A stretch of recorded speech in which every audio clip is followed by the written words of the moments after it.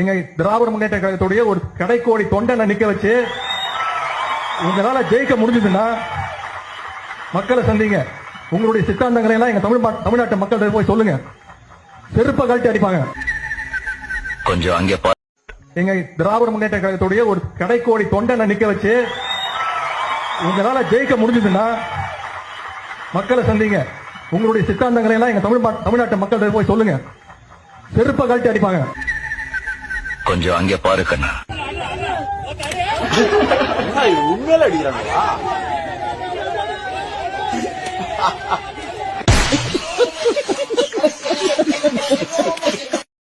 இப்பதான் பேசிட்டு இருந்தோம். கொளத்தூர் தொகுதியில திரு ஸ்டாலின் அவர்கள் தோல்வி முகத்தை சந்திச்சிருக்காரு.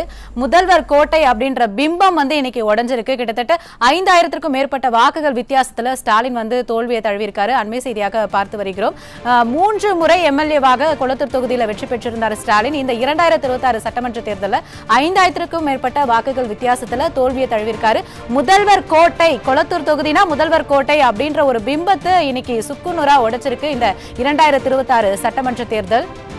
அண்மை செய்தியாக பார்த்து வருகிறோம். திரு மு.க. ஸ்டாலின் அவர்கள் முத்துவேல் கருணாநிதி ஸ்டாலின் அப்படின்னு சொல்வாரு. அந்த முத்துவேல் கருணாநிதி ஸ்டாலின் இன்னைக்கு கொளத்தூர் தொகுதியில தோல்வியை தழுவியிருக்காரு.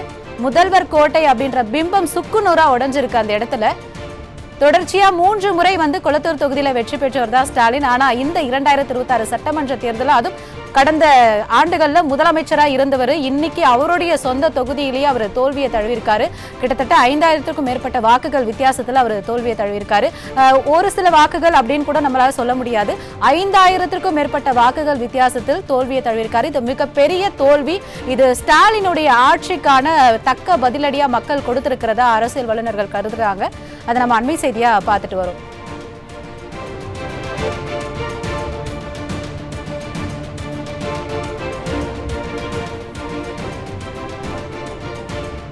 ஸ்டாலின் தலைமையிலான இந்த திமுக ஆட்சி எங்க திராவிட முன்னேற்ற கழகத்துடைய ஒரு கடைக்கோடி தொண்டனை நிக்க வச்சு உங்களால ஜெயிக்க முடிஞ்சதுன்னா மக்களை சந்திங்க. உங்களுடைய சித்தாந்தங்களை எல்லாம் எங்க தமிழ்நாட்டு மக்கள் போய் சொல்லுங்க. செருப்ப கழட்டி அடிப்பாங்க. கொஞ்சம் அங்கே பாரு கண்ணா. உண்மையில அடிக்கிறாங்களா?